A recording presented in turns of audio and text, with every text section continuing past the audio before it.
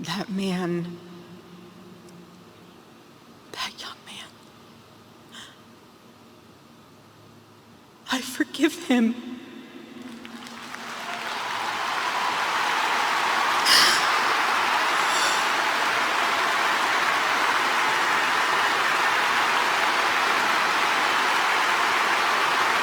I forgive him because it was what Christ did.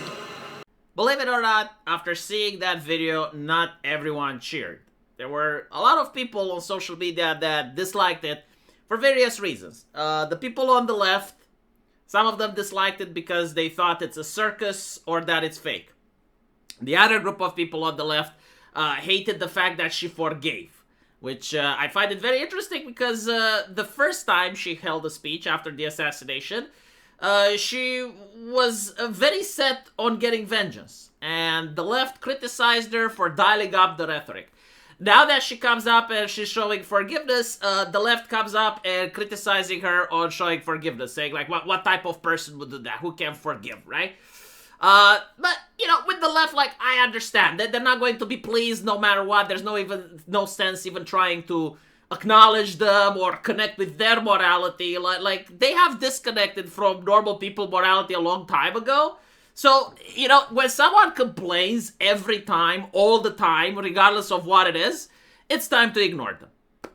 But there were also people on the right that didn't like it. And a lot of the people on the right that didn't like it is that they don't understand, like, why she should forgive the person that did the assassination.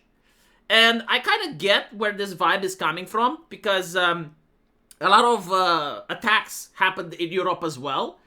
And you would have like a family member, like the mother or the father, coming up in front of the media and say, well, you know, if my boy was alive, like he would definitely forgive that guy, or let's not make it about race, or let's not make it about religion.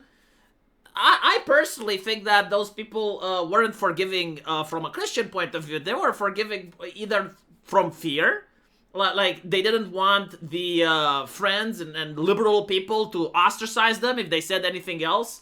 A good example of that is an NGO activist that was like for No Borders, who actually got bootfucked. Like they actually got raped by one of the people that he was trying to escort over the border. And he came out and he said that, no, I forgive him, and it's horrible because now he's going to have to be forced back into his country, right? So, like, the mentality over there is forgiveness out of fear. Like, fear of the consequences. Like, what happens if I go on the media and I actually start riling my grievances? And I don't think this is the case here. I think this is a matter of Christian forgiveness, right? And people don't understand it because a lot of new Christians that I see on internet, they don't seem to respect the church. Like, they don't seem to adhere to ritual or theology. Instead, they look at Christianity as a tool for civilization. Like they don't look at like a religion that's supposed to save your soul. More like an ideology to hold the nation together. And so, if you're thinking like that, it doesn't really make sense on the concept of forgiveness. This is why, like, on Twitter, again, like, it's a subsection. Like, I want people to understand this is not like every single Christian. Like, the majority of Christians were agreeing with her apologizing. But the small section of social media type of Christians, the ones that spend time on Discord, right? Or, like, they found Christianity by themselves and have no guidance. They view forgiveness, compassion, or empathy as weakness. They view it what brought woke ideology on. And this is why they're disagreeing with what happened. But let's talk a little bit about what Christian forgiveness actually means. Because, like, again, there's a lot of people that don't understand it. Christianity is not a religion created with the purpose of governing a nation. Now, it was used like that, but that's not the main purpose. The main purpose is to save people's souls. So if a Christian genuinely believes that God is real, they also must believe that their soul is real. And the human soul is fragile because it can be tainted with sin, and it can also emanate virtue. So, like, throughout your life, the actions that you do, at the end of the day, will matter when you finally reach the day of judgment. And you get to be sent either to heaven or hell, right? And so one of the sins that exists is the sin of wrath. And so, if in your mind you think about the assassin constantly and you're thinking about how you want to hurt him, how you want to beat him up, how you want to punish him, which, by the way, are like normal, healthy human emotions to feel in such a situation. And like, I would definitely feel it if it happened that my wife was assassinated, right?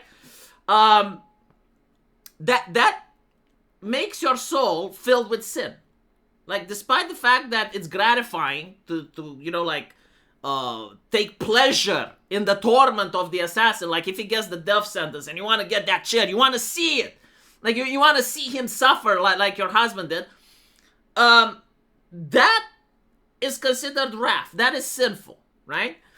And so what she is basically saying is that she's not allowing the assassin to live rent-free in her head. She forgives him, like she wants to move on. Like for her, this is a non-person now. This is what Christianity teaches. It teaches you to forgive. Like, it's even in the prayer, right? Like, our Father that art in heaven, like it actually talks about forgiving, like asking for forgiveness from God the same way you forgive your enemies, right? And basically, like, she expects from God the same thing that she did to this individual, forgiveness. And there's also, like, Jesus, when he was on the cross, like, he prayed to his Father for forgiveness.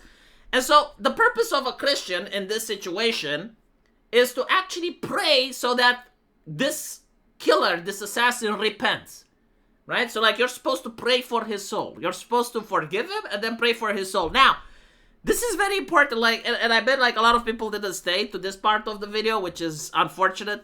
When I make the actual part last, you'll see people in the comments that didn't get to this part at all. Like, no, seriously, check the comments. Like, you'll see people that didn't get to this part.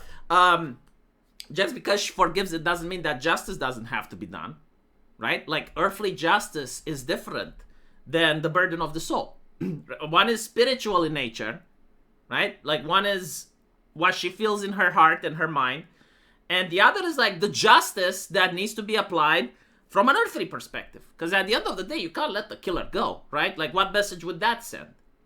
Like, you need to prevent other killers from appearing by creating precedent, by creating a deterrent, right? Like, normal law-abiding citizens have a right not to live with the animals and monsters. And so, of course, like, the punishment will be the same, the sentence will be the same. The fact that she forgives him doesn't actually affect any of the earthly mechanism of dispensing justice. It just means that if she is honest in her forgiveness, she won't get any satisfaction from it, right? Like she's not going to enjoy seeing this man suffer. She will move on. Like, she's erasing him from his head. And again, like, this is a personal thing, right? Like, this is what she does. What you do is up to you, because at the end of the day, you have free will. It's your soul. You get to decide, right? I personally am not a Christian, so I'm not forgiving shit. Yeah. But yeah, no, like, I saw people, like, in order to have forgiveness, he would need to have remorse. That's between him and God, though. Like, that's what he will say when he meets God. If you're a Christian, then you also believe that God will punish him far worse than anything on earth can. So, like, when he dies, that's when his punishment actually begins. Now, other people aren't supposed to be judges, but again, it refers to his soul, right? Like, other Christians aren't supposed to judge if his soul is going to go to heaven or hell. That's not their job. Their job is to make sure that their own souls remain pure. And you can't do that if you're constantly sinning in your mind by beating him up or enjoying, right? Like, sadism or cruelty, wrath. Those aren't Christian values. Christian values, again, this is not the religion that I picked, but like, if my understanding of theology is correct, and I would like Christians that actually do go to church to tell me if I'm right or not in my assessment. Because like, that's what I understood by reading Christianity, by reading theology books. That's my take. But again, I may be wrong. So like, if I'm wrong, please let me know. The correct thing for a Christian to do in this situation is, yes, like, you're supposed to actually pray that he finds the light, that he finds redemption, and the law is supposed to take over, right? Like, the actual secular nation moves itself and places the person in a jail where he's going to have to stand trial. And if he is found guilty, he has to pay for the full extent of the law. But like, take into account that even if he gets the chair or whatever method of execution is done now, he still gets to see a priest, right? Like the government still allows him the chance for redemption. And before getting the chair, like, he can confess, and if he genuinely feels sorry and if he genuinely feels that he did something wrong, and confesses wholeheartedly before the chair, then yeah, he can go to heaven according to Christianity. I mean, that's the purpose of why a priest is there to begin with. But even if he confesses and even if he goes to heaven, he still gets the chair, right? Now, the thing that I wanted to say is that a lot of people that want to use Christianity, I guess, like, as an ideology to hold the nation together, they forget that Christianity is, like, it's the martyr religion. Like, that's how Christianity managed to spread throughout medieval time. I remember going into a church and I saw, like, some of the most vile and horrible images that I wouldn't expect to see in a church. But there was an image of a lady that had her tits cut off. There was an image of a guy that was boiled alive.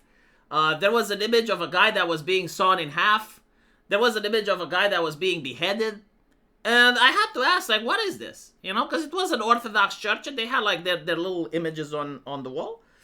And I was told those were the martyrs. Like, those were the people that were preaching Christianity in the early days, and they were punished for doing it. And the thing that happens is, like, when a martyr dies, it actually made the people around them have even more faith and be more united. And this is pretty much what Charlie Kirk did, right? Like, if Charlie Kirk was an asshole, if he was wrathful, if he was mean-spirited, or if he was, like, a cynical individual, right? His death would have not been as impactful. But after he passed away, and you look at the type of person he was, like, when he went on the Whatever podcast, and there was a sex worker there, and he didn't attack her, he didn't insult her, he was no Andrew Tate. But what he told her, it's, I think that God gave you talents, and you're not putting them to good use. And that's it. Like, that's the only thing that he said. And you know, like, when you look back, she was actually stunned. Like, she didn't know how to respond to that. But, like, that's the kind of person that Charlie Kirk was. And that's why when he passed away, so many people got livid. It's because, like, he was the Elliot Rodger of the right wing. And for the first time ever, I saw the entire right united. You know, like, usually, even during election time, you still have Nick Fuentes telling people to vote Democrat.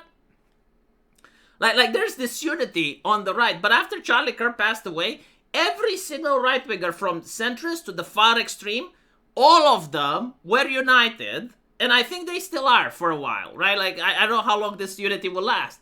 And I think this is the true power of Christianity. This is how it can bring people together. If someone genuinely acts Christian, even atheists, because many of them are on the right, even they are going to say, wow, you know, like, this was a great man. And I don't know if any other religion can do that. I don't know if any other ideology can do that. You know, it's incredibly powerful. And the reason for it, again, is because he lived his life like he was preaching. Like, he wasn't just a moral busybody that does one thing and says another. It seems that, no, like, he actually lived the life that he was telling others to live. And that was extremely powerful. Let me know what you guys think. And as usual, I will see you in the comment section. Take care.